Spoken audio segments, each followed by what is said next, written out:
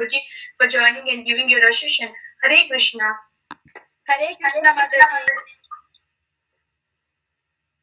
Hare Krishna. All glories to the Prabhupada, all glories to Guru Maharaj, Jesus Satirana Devidasi, from all students. Hare Krishna. Hare Krishna Satvirada Mataji, Dandavat Pranam, Shri Prabhupada ki jai, Guru Maharaj ki jai. Thank you so much for joining and giving your association, Mataji. Hare Krishna. Hare Krishna Mataji, Dandavat Pranam, all glories to Srila Prabhupada and Guru Maharaj. This is Radhika from Baltimore. Hare Krishna Radhika Mataji, Dandavat Pranam, Shri Prabhupada ki jai, Guru Maharaj ki jai. Thank you so much for joining and giving your association, Mataji. Hare Krishna. Hare Krishna Mataji, please accept this celebration first. All goes to Guru Maharaj and Sri Prabhupada. This is Sundarananda from Baltimore area, Mataji. Hare Krishna Sundarananda Prabhuji, Dandavat Pranam, Shri Prabhupada ki jai, Guru Maharaj ki jai. Thank you so much for joining and giving your association, Prabhuji. Hare Krishna. Is there anybody who would like to introduce their name? The recording has started. Hare Krishna, I welcome all the devotees to Bhakti Sangha Japa conference call. Today we are very fortunate to have His Grace Keshav Anand Prabhuji to enlighten us on topic Srimad Bhagavatam verses 4.13.2. Hare Krishna, Keshavananda Prabhuji, Dandavat Pranam, Shri Prabhupada ki jai, Guru Maharaj ki jai. Thank you so much for joining and giving your association, Prabhu. Please take over the call, Prabhu. Hare Krishna. Yeah, Hare Krishna. Hare Krishna, Srila Prabhupada ki jai. We are reading Srimad Bhagavatam, and I think this is 4th canto, 13th chapter and 3rd verse. Prabhu, it is on the poster, 2nd verse, Prabhu. I'm not sure. Can anybody confirm? Yeah, I don't know. So I think in the mail you said read 4:13:3, 4:13:2, but you said 4:13:3. I don't know. Yeah, Hare Krishna Prabhuji, sorry about that. That Prabhuji informed me about like that, but he did not read the 2nd verse. So can you please read? Okay, so first I should speak on 3rd verse. That's it, or what? I can read both, maybe. Okay, let's see. Yeah. Read both, Prabhuji, because 2nd one is very small. Okay. Om Namo Bhagavate Vasudevaya. Om Namo Bhagavate Vasudevaya.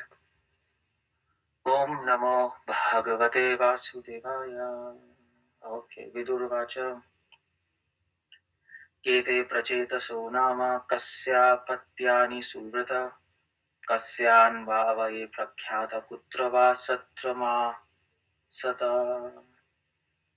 Translation is, Vidura inquired from Maitri, or greatly advanced devotee, who were prachetas, to which family did they belong, and whose sons were they, and where did they perform the great sacrifice.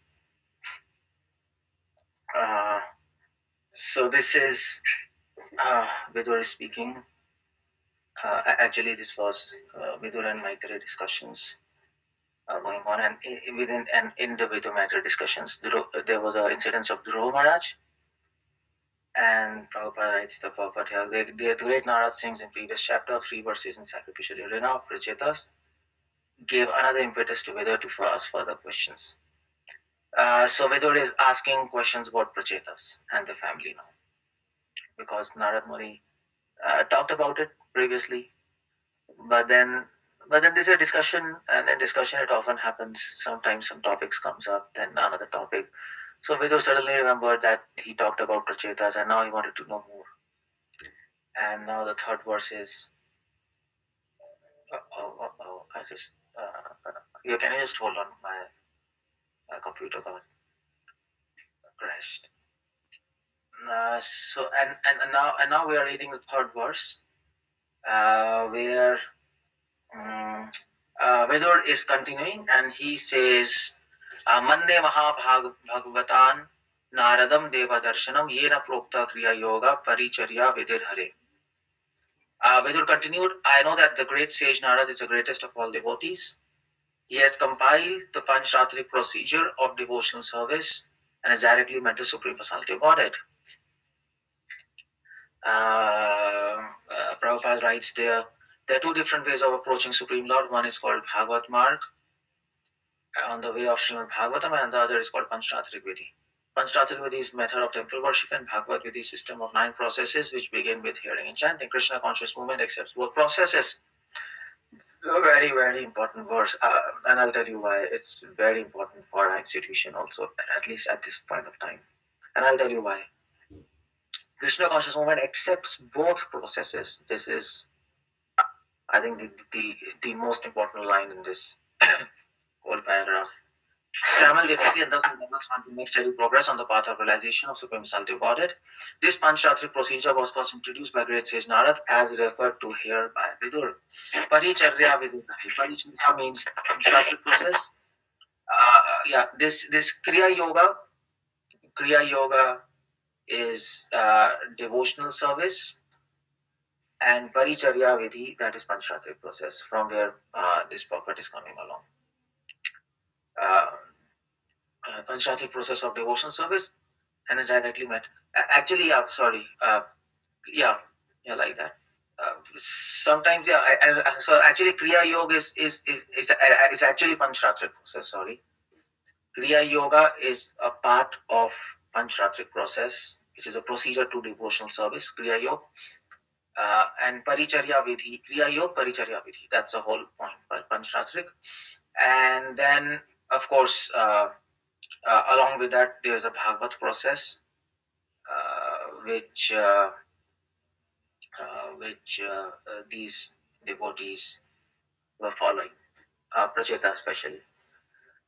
Okay, so I'll just speak on this. Let's see what's happening here. Om Jnanati Madandasya Jnananjana Shalaka Chakshuntam Yena Tasmai Shri Rupai Namaha. Namam Vishnu Padaya Krishna Prishthaya Bhutale Srimate Bhakti Vedanta Samariti Namne Namaste Saraswati Deve Gaurvani Prachari Nirvishesh Shunyavadi Paschadeshtarine. Okay, so we are there. Vidur inquired from Maitreya now. The whole point here is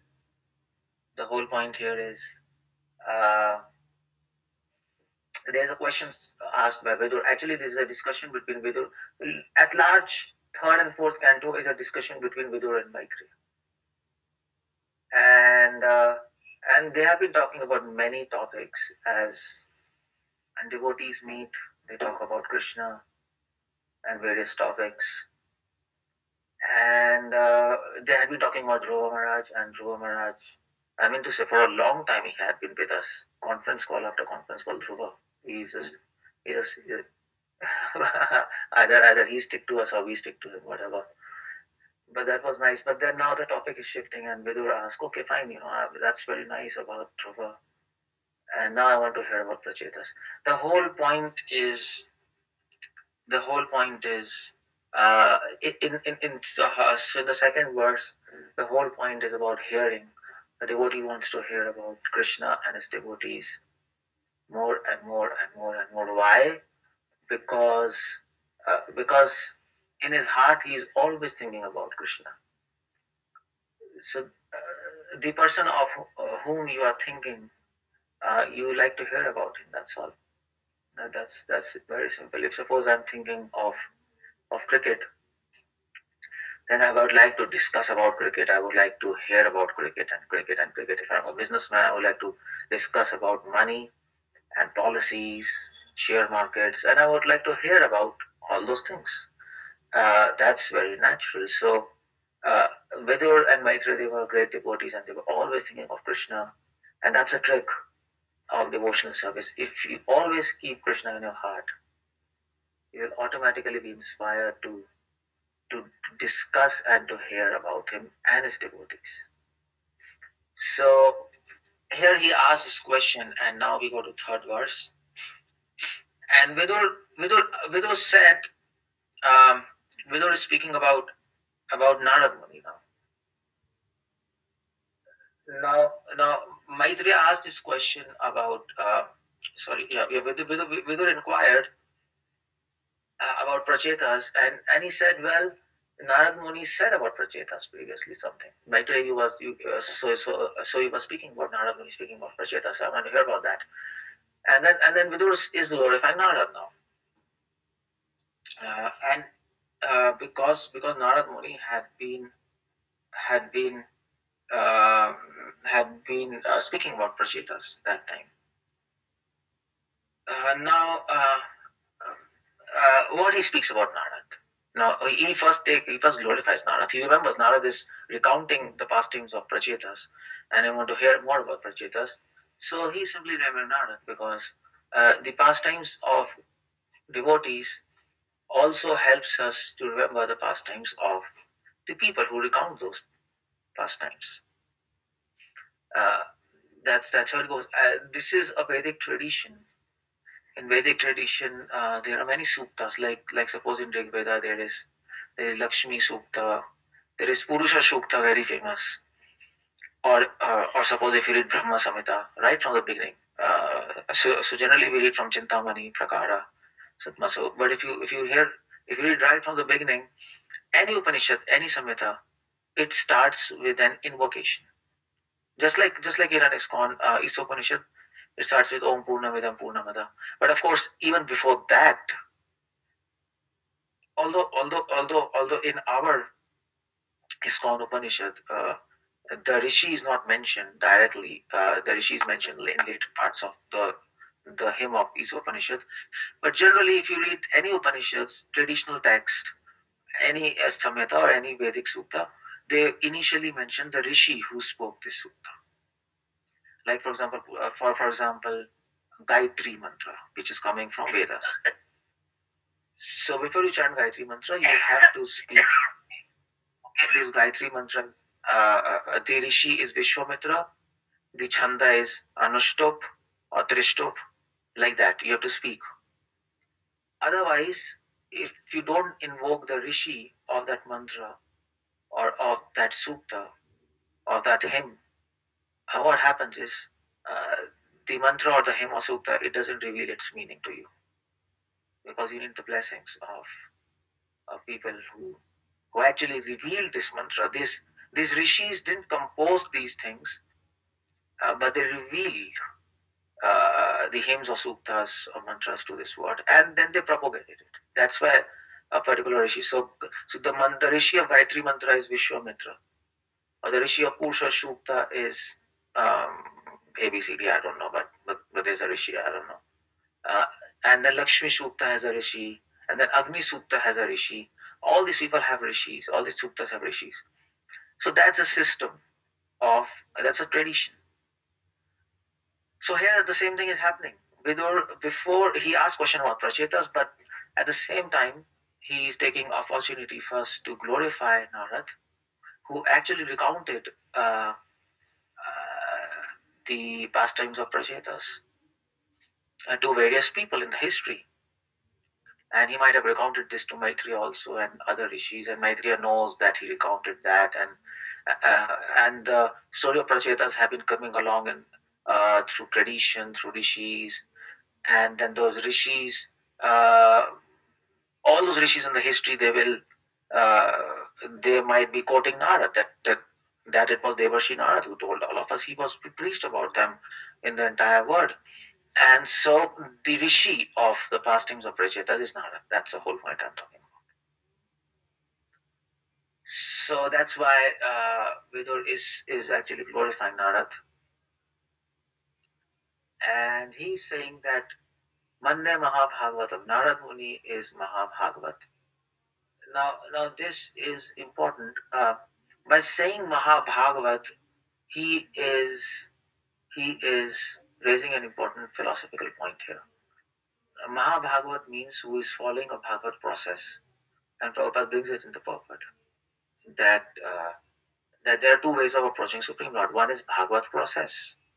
And Narad Muni is expert in that Bhagavat process, and that is why he's called Mahabhagavat. He's not just called Bhagavat, who is following the Bhagavat process.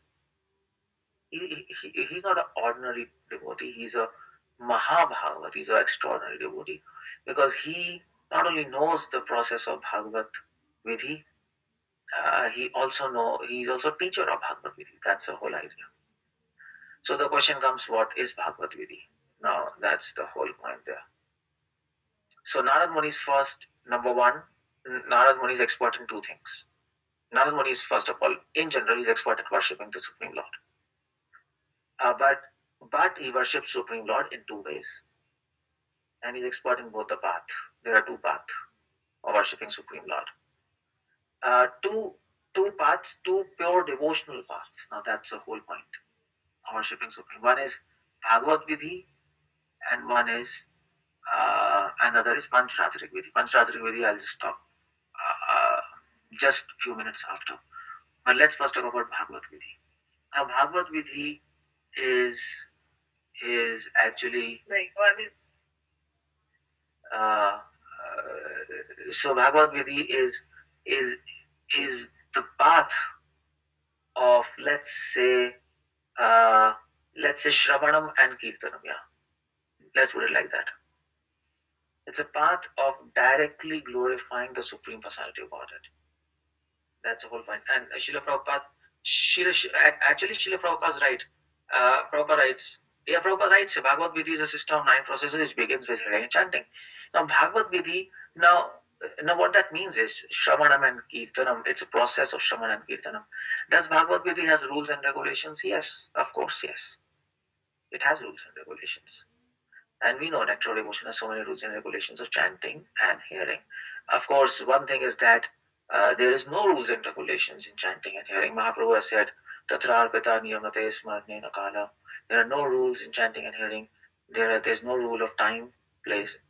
Tatra arpita niyamataha smarnena kala. There's no rule of time, place, circumstance of chanting. You can chant at any time, any place, any circumstance. But at the same time, then you have some rules. Then what are these rules?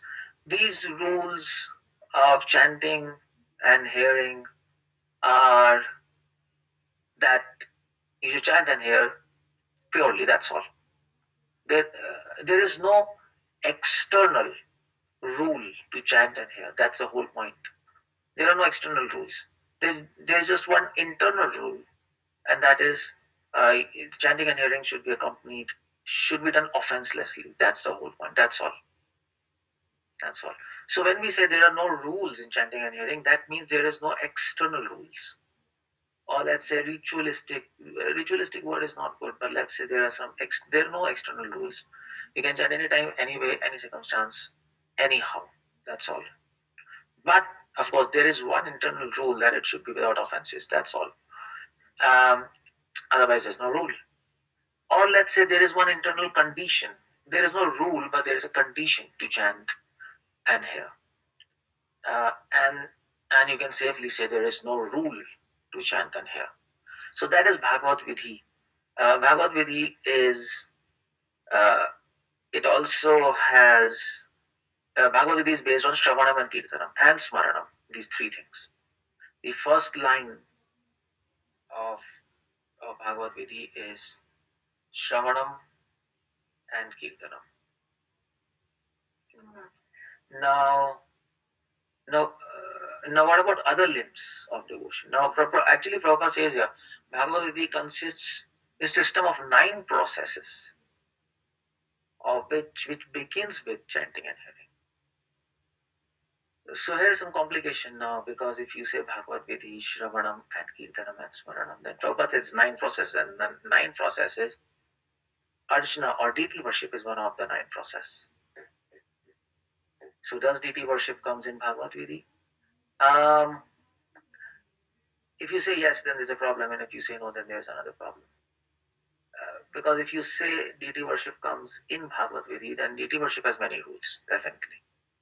There is rules of cleanliness, there is rules of offering, there are so many rules.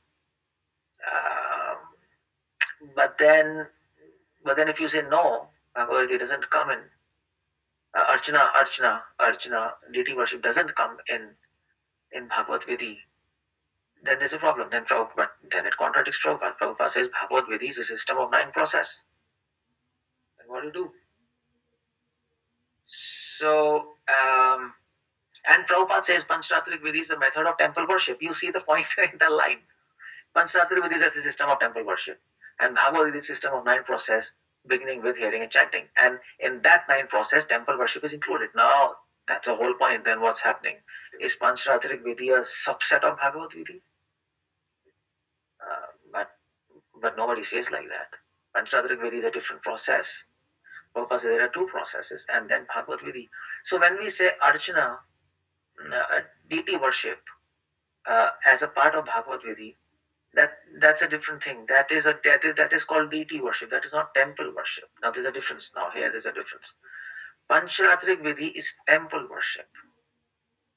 But when you talk about 9 processes of Bhagavad Vidhi has 9 processes, by the way, if anybody doesn't know. I presume everybody knows that. Everybody is a devotee, but it has 9 processes. Shravanam, Kirtanam, Smaranam, Archanam, Mandanam, Dasyam, Sakhyam, Atma Nivedanam. Yeah. So in that, one is Archanam. Other processes you can see, Dasyam, Sakhyam, Atma Nivedanam, Mandanam. These are easy to understand. Praising the Lord, Mandanam, Sakhyam, becoming friends of the Lord. That means, here means working for the benefit of the Supreme Lord. And then Dasyam, serving the Lord by doing so many services, whatever He asks you. So that's okay. But what about Archanam? This is a problem here. Now here Archanam doesn't mean temple worship, it means deity worship. There's a difference now. You have to bring this difference. So Bhagavad Vidhi includes deity worship and not temple worship, and there's a difference. And what's the difference? The deity worship can be done anywhere. It can be done in a forest also. Deities can be made with sand. Deities can be made with 8 items. Bhagavad says that. It can be made with stone, it can be made with wood, it can be made with sand, it can be made with jewels, it can be a painting or a photograph, or it can be in your mind, it can be a metal. There are so many ways to make deities. It can be a picture, simple. Dhruva Maharaj. Actually, it comes in Dhruva Maharaj. Dhruva Maharaj, when he went to forest, he was offering flowers and fruits to a deity, which he made himself in the forest out of mud, and he was worshipping that. If you read carefully, before he went into trance and whatever. So, what was that? That was Bhagavad Vidhi. That was not Panchratrik system. That was not temple worship. It was Bhagavad Vidhi. He simply made a deity, and he was offering whatever he could get, flowers and fruits and some water. That's all, out of love and devotion. That's all. Finish. Along with Shravanam and Kirtanam. So that's what he was doing, and we see many accounts of many rishis who went to forest, and then so many Shaivites, they go to forest and then they make a shivling of sand, and then they sit there in the forest, and they're chanting Om Namah Shivaya and then doing so many things. What's that? That's not temple worship. In Shaivites also, temple worship means Minakshi temple. The detailed ritualistic things are going on. It's not a random thing. Archana in Bhagavad Gita is a very random thing. Just like for example, we worship Shaligram. Now what about Shaligram? There are no rules and regulations to worship Shaligram. You just keep, and you just traditionally offer it little fruits and water whenever you have time. And tulsi, that's all. So that Shaligram worship can be included in Bhagavad Gita, in Archana Vidhi. So basically, Bhagavad Gita is all about, basically it mostly focuses on Shravanam and Kirtanam, but it is all about emotions. That's all. That is Bhagavad Gita. It's all about emotions. It's all about bhava. It's all about love. It's all about it is dealing with internal emotions and rag. And your cheshta bhakti, your attitude, that is Bhagavad Gita. Whether you're chanting, whether you're hearing, whether you're doing deity worship, whether you're doing vandana, whether you're doing sakhyam, whatever you are doing, that is this process, which is dealing with something internal. Now, you might be doing Archana Vidhi. You might be following the Archana limb of Bhagavad Vidhi. But the whole focus is not on external rules and regulations, rituals. The whole focus in Archana, in worship of deity, just as Dhruva was doing in the forest, the whole point was to focus on your emotions. What is happening with your emotions when you're worshipping that deity and you're offering? There's a system to culture your emotions, that's all. What is chanting and hearing? Tell me. What is chanting and hearing? It's not a process. It's not simply a machine-like process. Why we're chanting? Why we're chanting and hearing? That's the whole point. And if you really think about it, why we're chanting and hearing? Because chanting and hearing is part of Bhagavad Vidhi. We're chanting and hearing to, in one sentence, if in simple sentence, let's put it, we're chanting and hearing to please the Supreme Lord, that's all. So there's a component of attitude there. If you're simply chanting and hearing, and that whole concept of attitude is missing, and the whole concept of emotions, we're chanting and hearing to culture our emotions for the Supreme Lord. In fact, Vaishnavas are called the guardians of emotions, the guardians of devotion. That's what Vaishnavas are called. We devotees are guardians of devotion. We guard our emotions for the Supreme Lord. Emotions are gift of Supreme Lord. The emotions to serve the Supreme Lord. The pure emotions to actually re-establish a connection with the Supreme Lord. That emotions which are dealing with purity and sincerity, and then attachment, and then interest, and then finally love, and then beyond love. That is the most important. That is a teaching of Bhagavad Gita. So if suppose, okay, so let's say, suppose you go to Africa. Suppose, for example, go to Africa. And Africa, you are just going on the street and you read a banner, and there is a school. There is a school, and that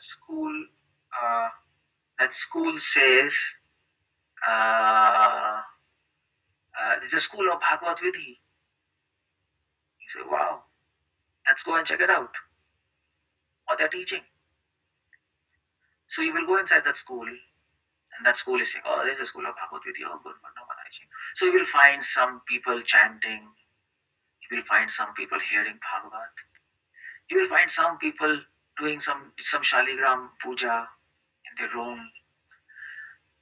And then you will also find some people praying. You will also find some people planning how to glorify the Supreme Lord. And you'll say, come on, this is nice. There's so many activities here. But then what is Bhagavad Gita? Is it chanting? Is it hearing? Is it praying? Is worshipping Shaligram? What it is? So, a teacher comes. And the teacher says, okay, you want to learn what is Bhagavad Gita? Sit. So you will tell him, I'm confused. There's so many things. People are doing so many things. What is Bhagavad Gita? It is chanting, it is hearing, it is praying, it is worshipping. What is that? Are we supposed to do all of them? So the teacher will say, well, you know what? To learn Bhagavad Gita, you have to learn how to look inside the heart, inside the soul. Whatever you see by your eyes, material eyes, that will not help you to learn Bhagavad Gita. Bhagavad Gita cannot be seen by this material eyes. It doesn't happen. Or this material tongue. That's why it is said, Sevon Mukhai Chevadav. So you cannot understand anything about Bhagavad Gita just by seeing. If you see, you will not be able to see anything. So then he will say, come on, what are you talking? I can't understand. You have to look inside the soul. If you see, you cannot see. I can't understand anything. Is it a mystical process? So the teacher says, Bhagavad Gita is for Paramahamsas. It is for people who have evolved in consciousness, who can see beyond what is seen, who can see the attitude and the emotions which people are experiencing behind the chanting, hearing, worshipping, shaligram, or praying. Bhagavad is all to do with the service attitude and emotions. These two words are very important: attitude and emotions. And attitude means the thoughts, and emotions means feelings. That's the whole point there. So that you have to look, and then you will understand what is Bhagavad Gita. It's a path of grace. It's a path of mercy. It's a path of love. Uh, so if you are unable to see that, then you can be in this school and you will never learn anything. You'll be deceived. That's all. You'll be deceived. Nothing more than that. So then that person asks, come on, I can't understand anything. What you're talking? What I'm supposed to do, tell me. Practically what I'm supposed to do. Should I start chanting? Should I start praying? Should I start hearing? Should I start worshipping Shaligram? Please make me understand. So that the teacher says, well, the whole point is all these people, you see these people hearing Katha, you see these people chanting, you see this person worshipping Shaligram, you see this person praying. Actually, they're all doing the same thing. But for you, it is different. So then the student asks how they're doing the same thing. Well, they are trying to culture their emotions in their heart for Krishna. Somebody is trying to do through chanting, somebody is trying to do through hearing, somebody is trying to do through bandhana, somebody is through sakya, through dasya, through planning, through shaligram worship. But they are doing the same thing. That's all. That is the point there. Like for example, suppose if you go to a company and in the company the boss is sitting in the office and he's doing something, and the employee he is doing something else, and the cook he's making everything food for the people, and the plumber he's actually trying to mend the building, and the sweeper he's cleaning the floor. So you will say, come on, so many people are doing so many things. Well, the boss will say, no, everybody is doing the same thing. Everybody is trying to promote the company in his own way. That's all. That's the whole point. And that is a common vision which everybody has in this corporate, in this office. And everybody understands this vision, and the vision is to promote the company. And that's how we remain together, although we are doing so many things. The vision is one, the activities are different. That's the whole point. So Bhagavad Gita is all about vision and not about activities. And the vision is focused on attitude, service attitude, and emotions, both of them. Attitude first and then emotions. Our vision is one. Activities might look different. He's chanting. So when he's chanting, that person is chanting, he's chanting and for him chanting is interesting. He likes chanting. So he's chanting and he's trying to make his heart pure and actually nurture his emotions. For this person, he's hearing Katha. He likes to do that, and he's hearing, and by hearing, he's actually nourishing his emotions. So everybody is trying to do some internal work. Bhagavad Gita has to do with internal work. This is one thing. It has to do with internal thing. It's nothing external. That has to be understood. Everything external which is happening in Bhagavad Gita, chanting, hearing, including chanting, hearing, it's all to support that internal elevation and internal consciousness and purify it. That is Krishna consciousness. That is the essence and the secret of Bhagavad Gita. If you don't understand that, then you have missed the whole point. So in fact, okay, now there's a problem there.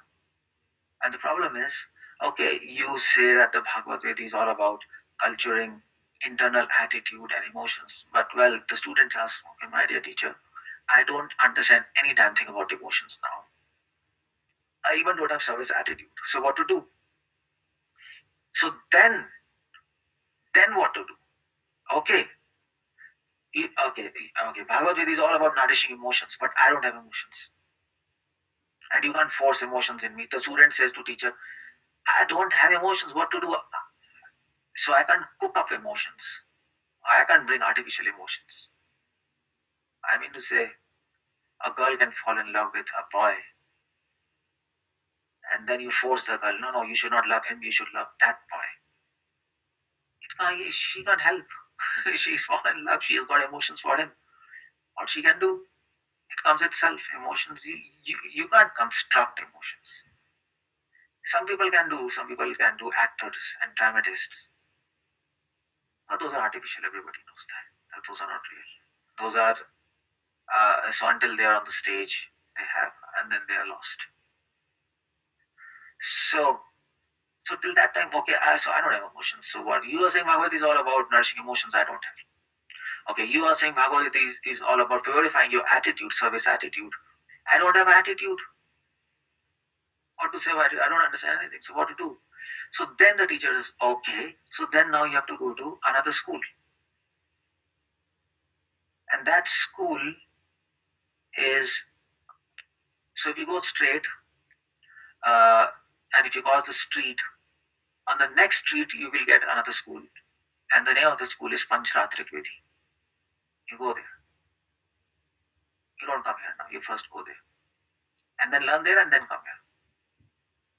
So then he walks out of the school and he goes and he crosses the street. He tries to find the school he doesn't find. But then finally he sees a banner, Panchratrik Vidhi. This is another school code. And he goes inside and there he sees, and he enters, he sees a big temple. And he goes to the temple and there are bells and there is smoke, there's incense. And so many people are doing it. Some people are cleaning floor and some people are actually paying obeisances, chanting mantras, and there's a deity, and everybody's following a strict procedure there. And many rules and regulations, external ritualistic rules and regulations. For him it was like rituals, isn't it?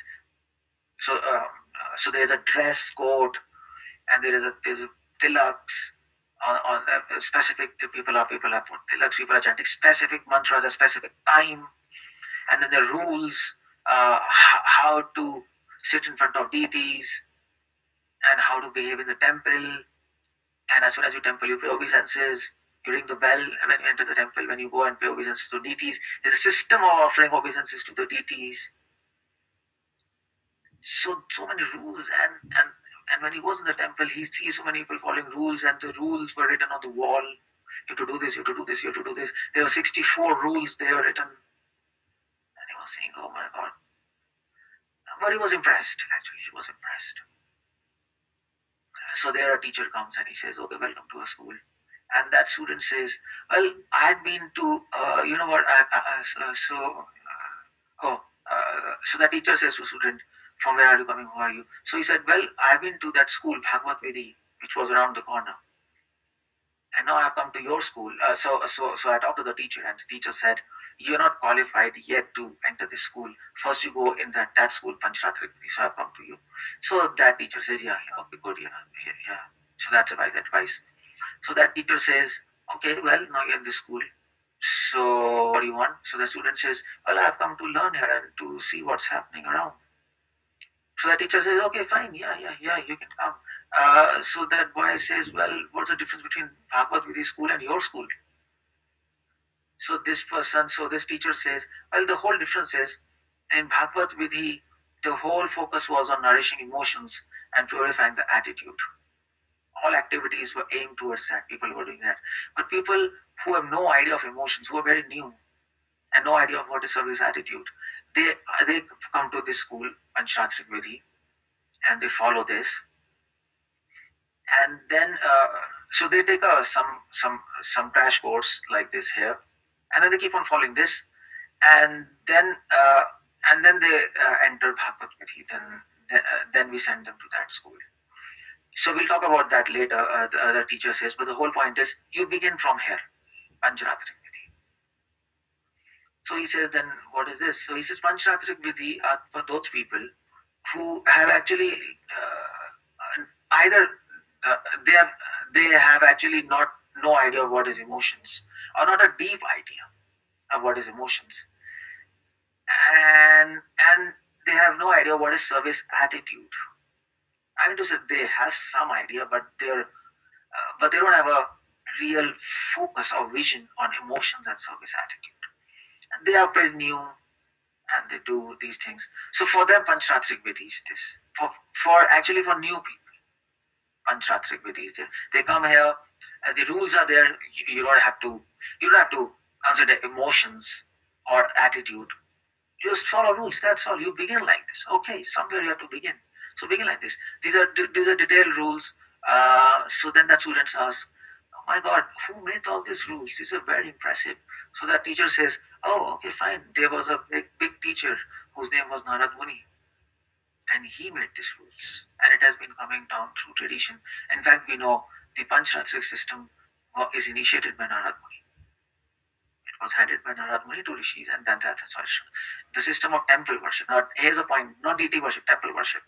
Deity worship doesn't have external rules. They are just offering flowers and some food and at any time, and they're trying to culture their emotions by looking at that form and an offering. But here in temple worship, there is there are rules involved. There's a deity, there's a place, there is a pure place, time, circumstance. These things are included in that temple worship. So you can start doing. Come on, you can join, and these are the rules, and we will give you a service. And and then slowly you can start doing all the services in rotation wise, and that's all. And then you'll be trained. So then he says, "Oh, it's cool, it's nice." And that Panchratrik Vidhi. So he says, "But then what about Bhagavad Vidhi? I'm not. Then when I'm going to supposed to go to that school?"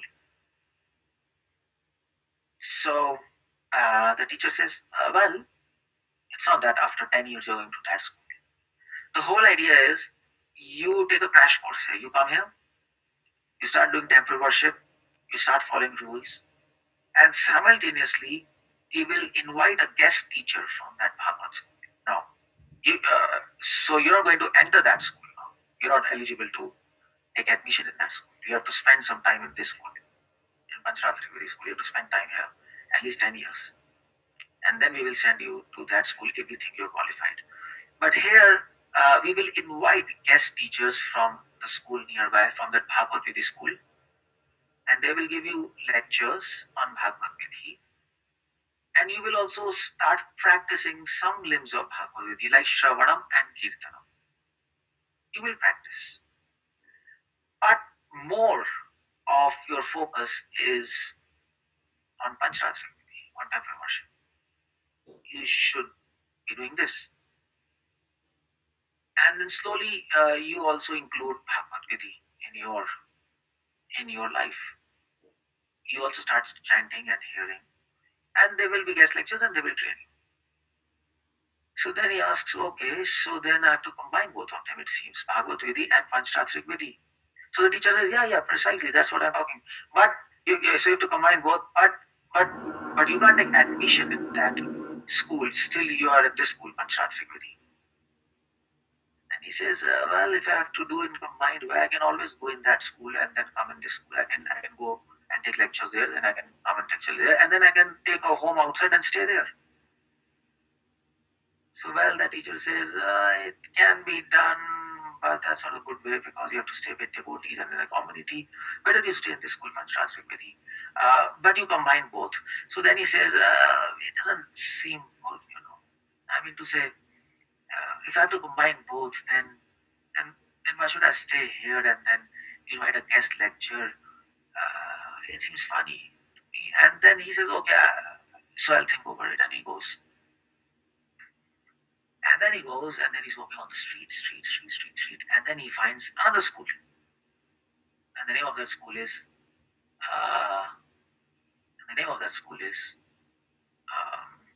Vaidhi Bhakti. He says, what's this? Vaidhi Bhakti. What is this all about? And he goes inside, and then he sees there's a temple. People are doing temple worship, And then he also sees another thing. There are people also chanting and hearing and praying. And he said, this is funny. And then he thinks, and then he concludes, oh, this is a school where both things are followed simultaneously. So a teacher comes and he says, okay, welcome to our school. And he says, who are you? And he says, well, I've been to Bhagavatham school. They say you're not qualified. Panchratrik Vidhi, they say, if you follow this, but then we'll invite guest lecture from Bhagavatham. But in your school, it seems you're doing both of them. So Vaidhi Bhakti says, yeah, actually we're doing both. This is a revolution, actually. This is a new school started just 500 years back.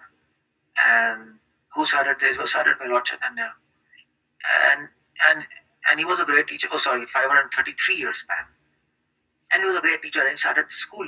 Actually, he came to China. I don't know, I'm just making a story. but just for a story's sake, he came to China. Just for a story's sake, I'm telling you. He came to China and then he instructed us. Or we went to India, we were Chinese and we met him and we took instructions. And he said it's a revolution and we are starting another school, Vaidhi Bhakti. And you go and start in China and we opened this school, like this 400 years back as a school and we opened this. And the uniqueness of the school is we have combined both Bhagavad Vidhi and Panchratrik Vidhi. That's the uniqueness of the school. We have combined. So it's a very powerful process. It's not just Panchratrik Vidhi. It's not just Bhagavad Vidhi. It's not just for new people. It's not just for very advanced people who have already developed emotions. It is a combined process for all of the people, for new or advanced, for super advanced. It is available to everyone. That's the beauty of this school, Vaidhi Bhakti.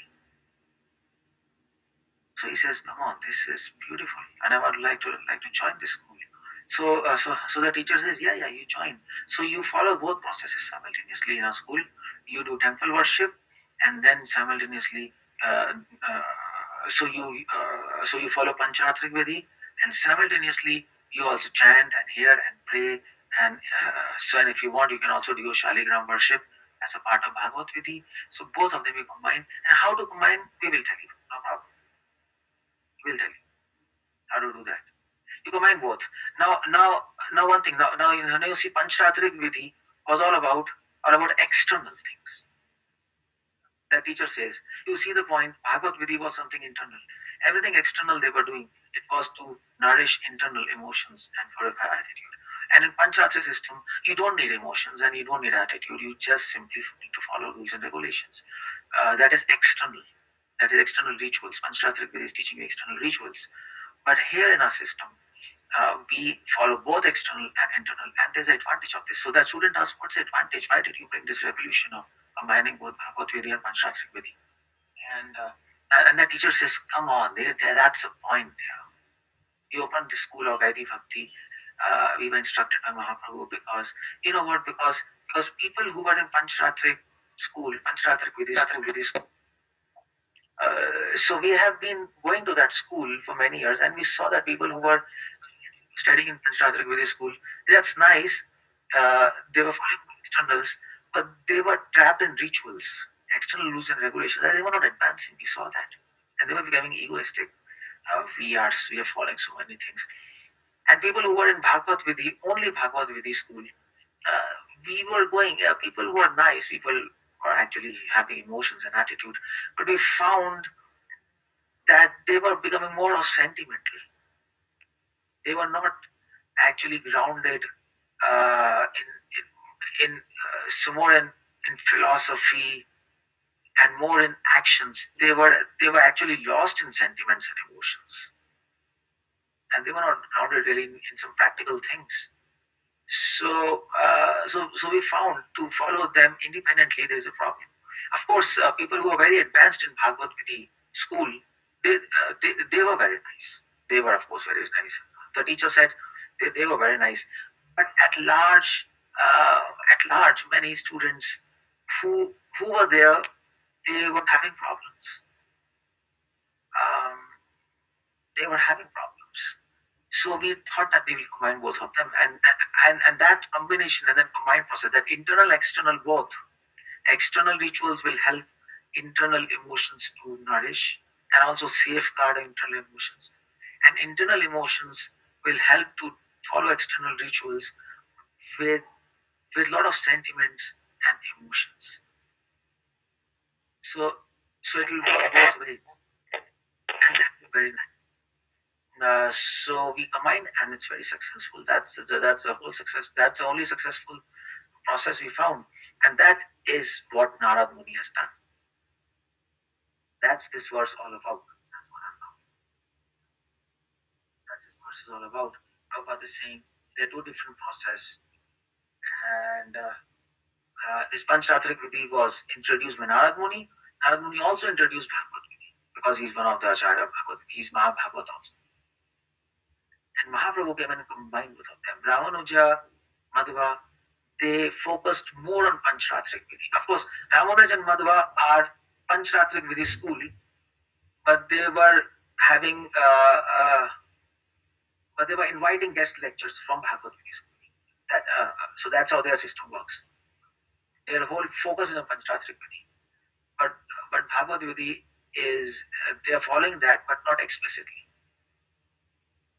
But within our school, so in Vallabhacharya school, so Vallabhacharya school is just Bhagavad Vidhi school.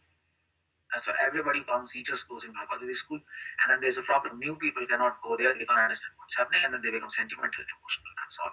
Some people can't figure out, they become bad. So Vallabhacharya is Bhagavad Vidhi school, and Ramanuja Madhva, that is Panchratrik school, Panchratrik Vidhi school, and Nimbarka is also Panchratrik Vidhi. And our Mahaprabhu is the third school in China, which is student band, that is Vaidhi Bhakti school, which combines both Panchratrik system and Bhagavad Vidhi. Panchratrik Vidhi, Bhagavad Vidhi, it combines both of them. That is the school about Vaidhi Bhakti. Vaidhi Bhakti, that is our process.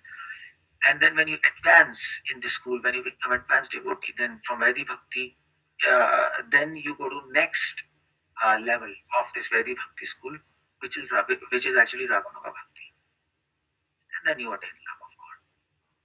So that's how it goes. That is our process. That is our Gaudiya Vaishnava school, Vaidhi Bhakti. And Mahaprabhu invited everybody to school. So Prabhupada is talking about all these things in this purport. And Vidura is like recommending this actually. And we find in present context, I mean to say, I was talking that there's a problem going on in present context. Even in our institution, of course, in our institution we follow both Panchratrik Vidhi and Vaidhi and Bhagavad Vidhi. Of course, our school is Vaidhi Bhakti school. And then when you advance, there are advanced classes of Raganuga Bhakti. That's within the school, but school is Vaidhi Bhakti or Gaudiya Vaishnavism. But then the whole point is devotees come in the school. But then you have to understand what exactly we are doing here. We're combining Panchratrik Vidhi and Bhagavad Vidhi. We're combining both external and internal. External should help nourish internal things, and internal things should refine our external activities. So it goes both way around, and then this process works. But if you come in Vaidhi Bhakti school and if you're just involved in external temple worship, or you just go internal, just internal emotions and that, and no rules and regulations, then there's a big problem and there's a chaos there. And so that's why I hold this discussion about Vaidhi and Raganuga. There are some problems happening in our institutions.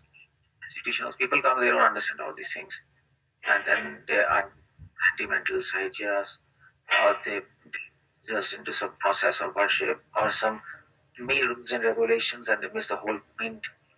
So that's the whole point of this verse, and I think I've made my point clear. Yeah, thank you very much. Is there any questions? And I'd like to stop. So yeah, so you see, Prabhupada says there, Krishna conscious movement accepts both processes simultaneously. Prabhupada makes this point. And thus enables one to make steady progress on the path of realization of supremacy. But Prabhupada makes this point. Our school, Krishna conscious movement, accepts both. And that student was fortunate to go in that school. And why both processes were there, why that school of Panchratrik Vidhi and only Bhagavad Gita failed, we discussed. And this process is the best process, provided you know what the process is all about, what we are doing here, why these two processes are there, and why we are following two processes. These two processes are intricately combined. Otherwise, there'll be a big problem there. So yeah. So like that. Okay. Hare Krishna, Srila Prabhupada ki jai. Any questions? Any comments? There are many things I could have talked about, but I don't want to go in that. Some messy things, There's a problem with. There are some other problems which I would have talked, but Hare Krishna, Prabhuji. Okay. Thank you for the wonderful class. I absolutely love the analogy of the schools and everything. I'm just wondering, like, I'm connecting this to like Bhakti Samrat Sindhu, Nectar of Devotion, where they talk about Vaidi Sadhana and Vaidi Raganuga Bhakti. So, so in terms of this, like, Vaidi Sadhana, like we are practicing Vaidi Sadhana, and then the difference, like basically the difference would be Vaidi Raganuga would be more on the Bhagavad path. No. It is. You see the point. Vaidi Sadhana, Vaidi Raganuga, they combine both of them. I mean to say, even Raganuga Bhakti. Now that's a whole point because generally people say because when you go to Vaidi Raganuga Bhakti, of course you can say in one thing in Vaidi Sadhana Bhakti.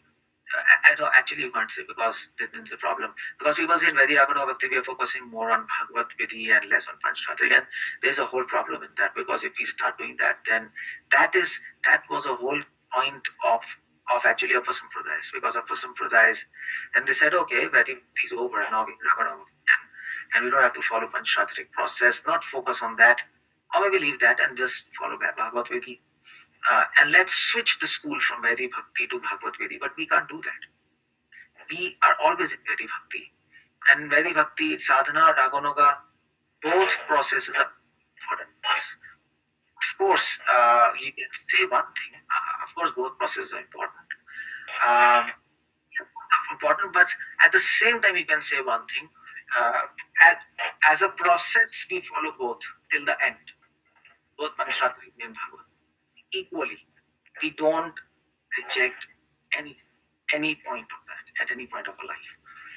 But at the same time, what is happening is as a principle in Vaidi Sadhana, devotee because he has not much idea of emotions and attitude.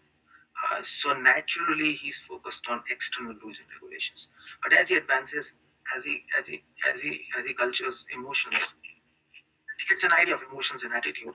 Naturally, his focus is on internal thing. But what happens in sadhana? In Vaidi sadhana, the devotee is focusing on external. In Vaidi Raganuga, he is using external things to nourish internal emotions. He's not leaving Panchratrik Vidhi. Now he's expert in using those things to nourish internal emotions and attitude. And that's the whole point. The focus is on both in Raganuga.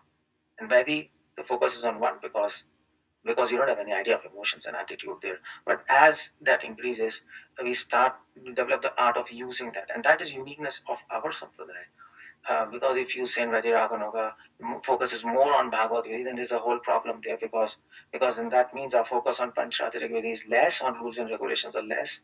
But then there's a whole problem. No. You don't do that because in Raganuga we appreciate Panchratrik Vidhi more than the people who are in Panchratrik Vidhi school. We are able to do that. And even more, so people who are in Bhagavad Vidhi school, they don't have a Panchratrik process. So they don't have anything. In Raganuga Bhakti, we are able to appreciate both. That is Raganuga Bhakti. But the difference is, the Panchratrik Vidhi in Raganuga Bhakti doesn't obstruct Rag. It helps to nourish Rag.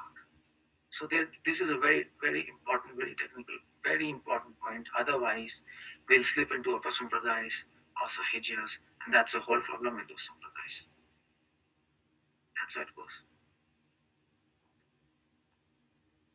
Is it clear? Yeah, Prabhuji, just a quick side question. Like I've been hearing your NOI series on YouTube. Do you have an NOD series also uploaded? NOD series, NOD. No, I didn't do. But but probably, so actually I was planning, I did one lecture. I think in Charlotte I did one lecture, but it was so deep and people got mad, so I stopped it. So, but maybe, but actually I was planning this year I'll come to America and I'll do that. Actually I want to do that, NOD. That'll be very nice. That'll be great. Yes, thank you so much. Hare Krishna.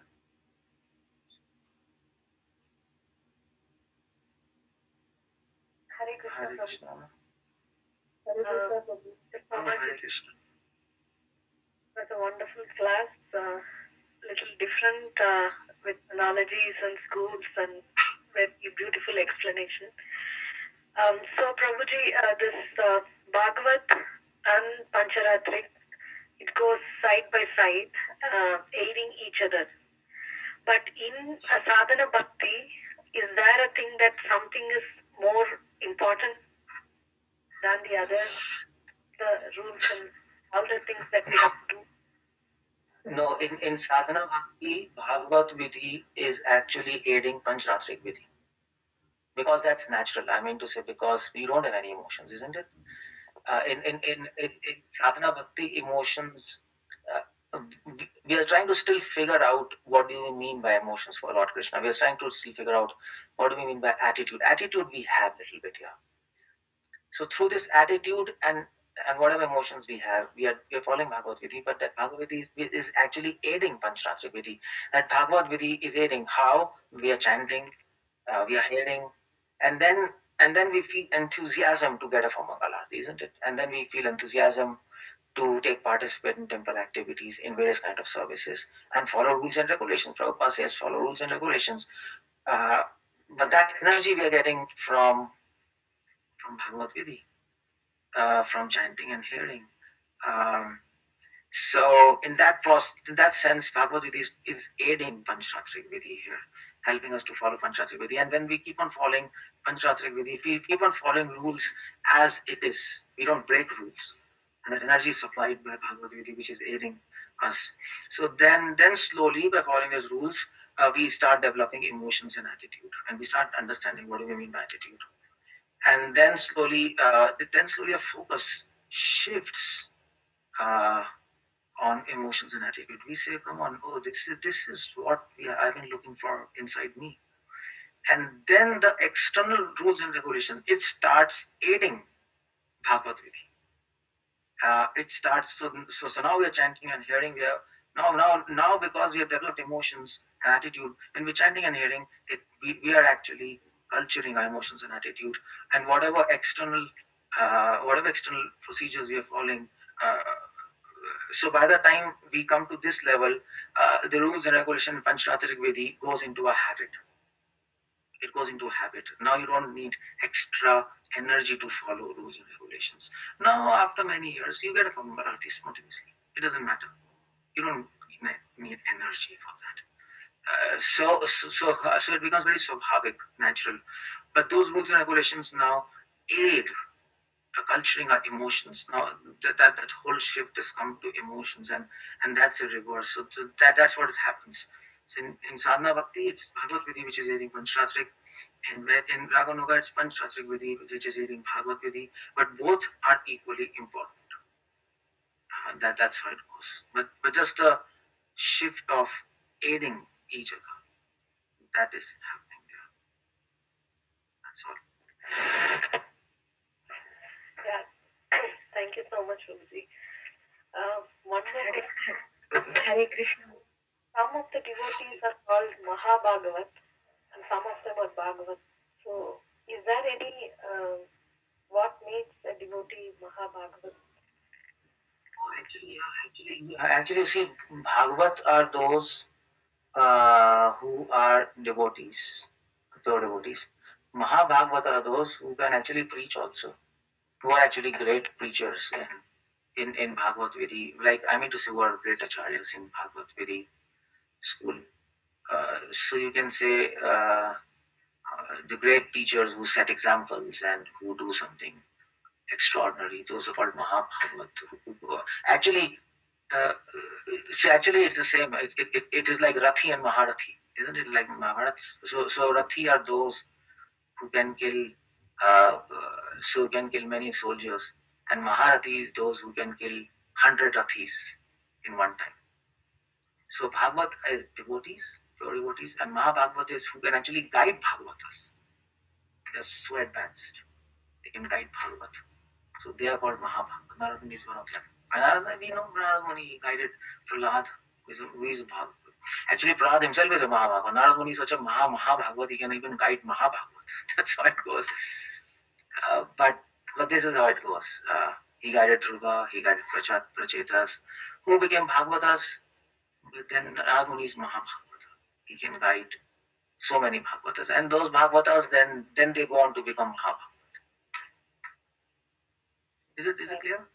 Yes, Prabhuji, beautiful. Thank you so much. Hare Krishna. Hare Krishna, Prabhu. Dandavat Pranam. So in your lectures, you've been talking about the dictionary that has the word and the meanings, for the terms that you use. Has that book been published, Prabhuji? Has that dictionary come out? Dictionary, well, I'm making it.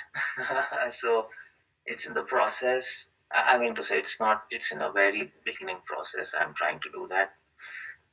But by the timing it comes, what the solution you can. There is one dictionary, but that's in Bengali. So Vaishnav Abhidhan, that is so that was published by Bhakti Siddhanta. Gaudiya Vaishnav Abhidhan, one of the disciples of Bhakti Siddhanta. So, but that's in Bengali. So, but you're not able to get it. Okay, Prabhuji. Maybe can you supplement? Instead of dictionary at that point, maybe if we can get some books, would you suggest buying that book? That could help us. I mean, or to see the words and word meanings. No. In general, understand some terms. Understand. I know you have the crazy of the craziest. Some 2-3 books that you suggested that we could look into it. But yeah, instead of the dictionary, do you think we could buy those books and maybe understand it? Yeah, actually, you know what? Yeah, of course, I have that book, Crazy Ideas. Something is there.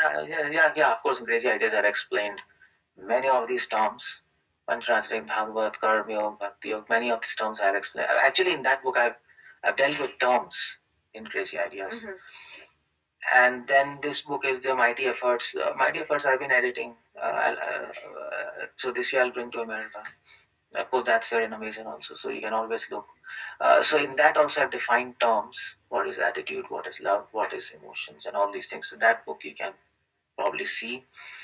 And then there is one book, probably you can get it on net. There is one book, Bhakti Rasamrita Sindhu Bindu, if you want to read that.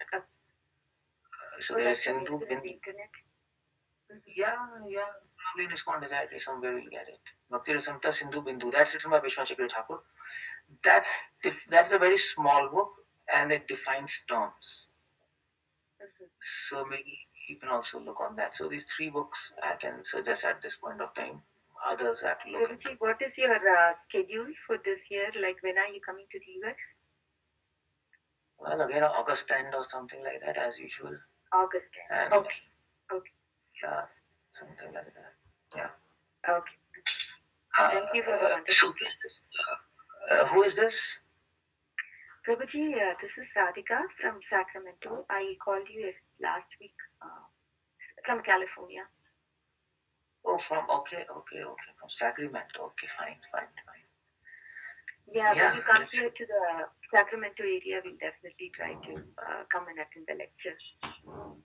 Yeah, let's see. Yeah, it'll be nice. Yeah. Okay, yeah. Thank you. Thank you, Prabhuji. Thank you. Hi, Krishna Prabhu. Was there someone else who wanted to ask? It's okay, Mataji. Okay, thank you. I have a couple questions. One is this. Can you elaborate on what you mean by the word attitude. I know you said something about understanding concepts, maybe, or thoughts. Well, actually, attitude means why and how. So suppose you are chanting. Now there are many questions: why you are chanting, how to chant, or why, or how your chanting is going to bring proper results. So all these questions which are dealing with why and how of the process, that forms an attitude. Mm-hmm. Okay, and so therefore, if you have the why and the how, and you're trying to cultivate sentiment, so I would imagine that the attitude incorporates the proper conceptions also toward this Bhagavatham, And so if all of that is in place, why would there be potential for sahajism? Because if the proper attitude is there, that's the whole point. For attitude, it doesn't come in one day. It takes years and years together. To actually, it comes, but then it has to condense and refine and become very sharp and pure. That takes years of practice. So if the person leaves Panchratric Vidhi, then there's a whole possibility he will slip into sentimentalism and sahajism. And it happened in our history, and it is happening now in our movement. That's the whole point. I want to talk about that, but I don't want to make things messy, so I didn't talk. And our acharyas have warned about this, and that is why Mahaprabhu says combine with them, and that is what is happening in actually Vallabh Sampradaya. Because I told you, Vallabh Sampradaya is Bhagavad Vidhi school. They don't really focus on Panchratric Vidhi. It's not that exists Vidhi. So their whole Sampradaya is in chaos now. Which Sampradaya is that? So Vallabhacharya Sampradaya. Vallabhacharya. Many people, many devotees, many Gujaratis. It's mostly in Gujarat. Many there are many females, and their whole system has become so sentimental now. They have practically lost, their books even. It's such a state, but it happened over time. So we know things happen, and that is why both things have to be combined. It takes a lot of time to actually even understand what is attitude. I mean to say, I told you attitude means why and how, but then it takes a lot of time to actually imbibe why I am chanting, not just theoretically, but by the level of realization, and how to chant. That, I mean to say, after 7 years, it takes 7 to 8 years to even know how to chant. Otherwise, people are just Hare Krishna, Hare Krishna. It doesn't come so easily. Even after 20 years, people can't figure out how to chant, because their mind is going everywhere. So then, when you figure out how to chant and why to chant, then why your mind is going here and there, then that means you have not figured out. So that's why both things have to be combined. Otherwise, it doesn't happen like that. Mm-hmm. Okay, so thank you. Hare Krishna. Hare Krishna. Thank you so much, first of all, for the very nice analogy and the beautiful explanation on these three concepts of Bhagavata Vidhi, Pancharatric Vidhi, and Vaidhi Bhakti. So, my question actually, I think you have partly answered it in the previous answers as we were discussing with other devotees. So, the question was when we are talking about this Bhagavat Vidhi, when you were giving this analogy of the Bhagavat Vidhi school, we say that it is more internalized, rather it is more on the, it's not more on the ritualistic level, rather it is more on the internal level.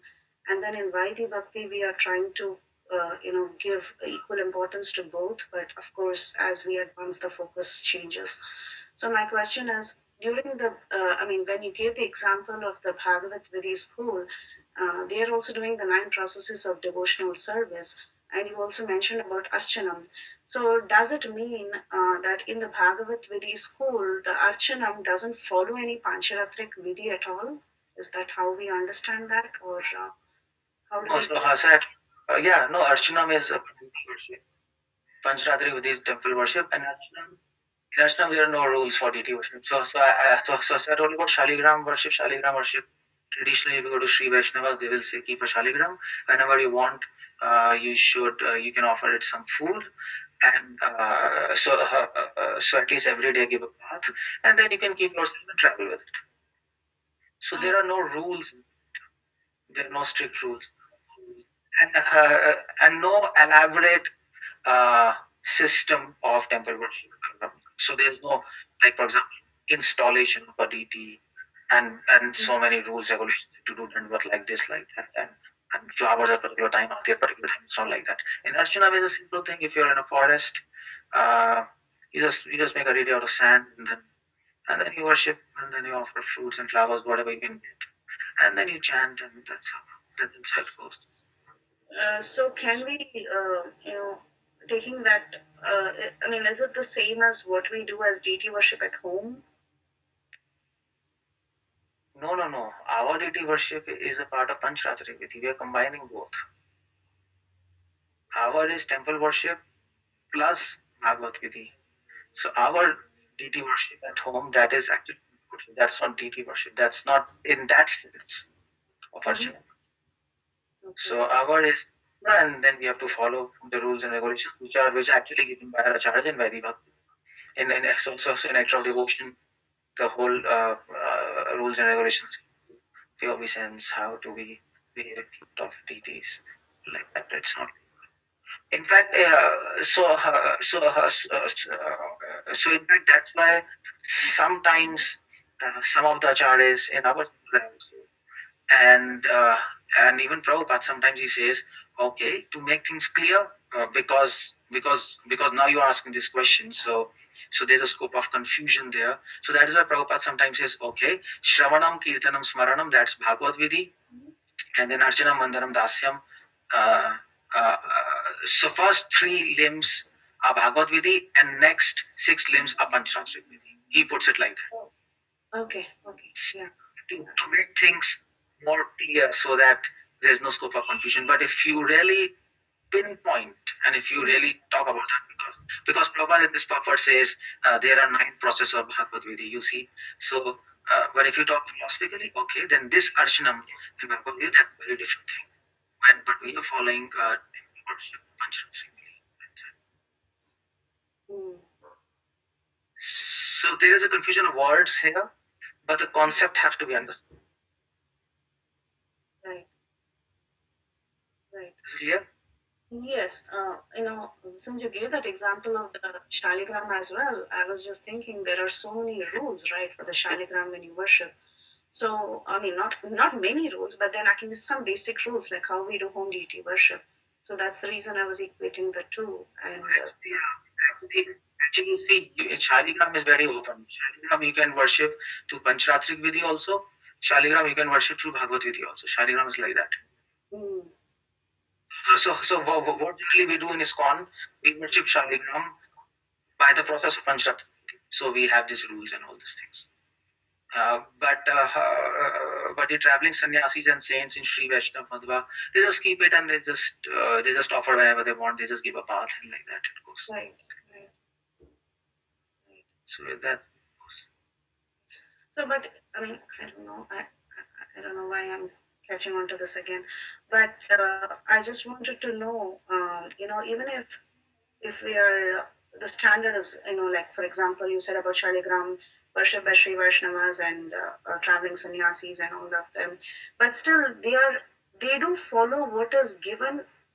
Of course, the standard is not the best, like how do you do Vigraha Aradhana in the deity worship in the temple. But my question is, it's as per the guidelines given by, the either the classical texts or the acharyas, right? It's not a kind of a mental concoction. That's where I'm getting to. In traditionally, Sri and Madhva, if you live in mathas, and if you go, the instruction, the classical text says, if you're traveling, you don't have to do anything with shaligram. That's all. Just the only thing is give it a bath, and at least, of course, you can't keep shaligram on stool and mud. That you can't do. Of course, some basic cleanliness, but some baths, anything, and offer something. Whenever you just offer anything. That's all. That is what text says, by the way. Right. For shaligram. So that considered as Pancharatrika as long as we are following the text. No. That is not Pancharatrika. This is given in Bhagavatham. Okay. This is said by Bhagavad Gita for people, sannyasis, who are in Bhagavad Gita there. Who have actually crossed Pancharatric Vidhi. So in Madhva and Ramanuja also there are so after sannyas then they cross Pancharatric Vidhi and they just go into Bhagavad Vidhi and then they become dasas there. You see Purandara Das and all these Kanagatas, they go into dasas. So then they go into dasas and then they say and then the Bhagavad Vidhi says, okay, take a shaligram if you want, put it and offer something because anyway you have to offer. But even if you don't have shaligram, you can just offer it in the mind. You can offer to the sky and for people in Bhagavad Vidis. You can offer to holy name.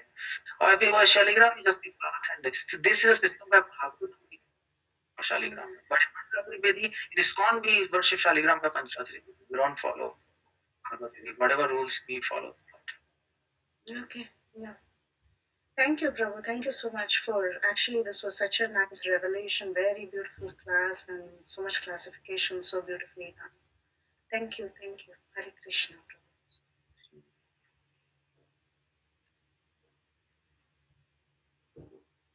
Hare Krishna. Hare Krishna, Prabhuji. Very, very beautiful class. Thank you so much for such a beautiful class and nice question answer session.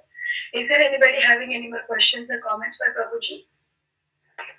Yes, Hare Krishna. I just want to make sure that I have these things clear.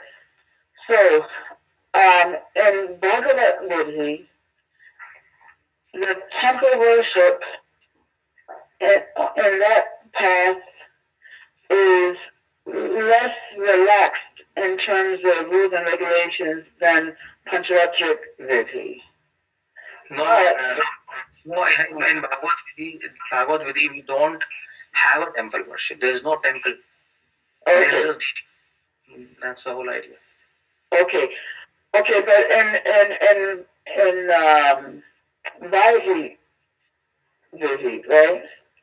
The temple worship here, is it less relaxed than in Pancharatric or is the same? No, it's the same. It's the same. Yeah. Okay.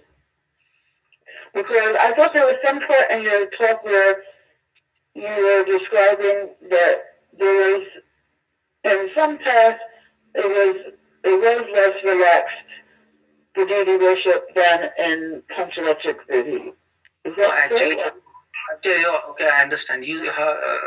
So you see the point. Even in temple worship, there are two systems. So even in temple worship, so temple worship can be done either by Pancharatric Vidhi or it can be done by actually Vedic Vidhi. Vedic. So it's not Vaidhi. So it is Vedic Vidhi. So temple worship can be done by these two. So Pancharatric Vidhi is relaxed in relationship to Vedic Vidhi. So Madhva Sampradaya, they follow actually Vedic Vidhi. It's very strict and very difficult to do. And Pancharatric Vidhi, what we follow, the standard of temple worship, that's little relaxed in comparison to Vedic process. Oh, okay. Okay, thank you so much. Yeah, thank you for that also. Okay. Okay then. Let's start. Okay, Prabhuji, thank you so much. Thank you. Hare Krishna. Thank you so much, Prabhuji, once again for the beautiful session. Let us offer obeisances to all the Vaishnavas and Prabhuji. Vancha kalpatarubhyasya kripa sindhubhya eva cha patitanam pavanebhyo Vaishnavebhyo namo namah. Ananta Koti Vaishnav Vrinda ki jai. Namacharya Srila Haridas Thakur ki jai. Srila Prabhupada ki jai. Please bless Keshavananda Prabhuji ki jai. Thank you so much, Prabhuji. This session is no longer being recorded.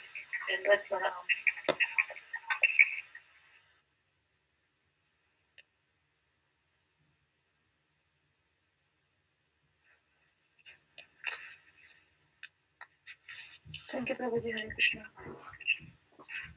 Goodbye.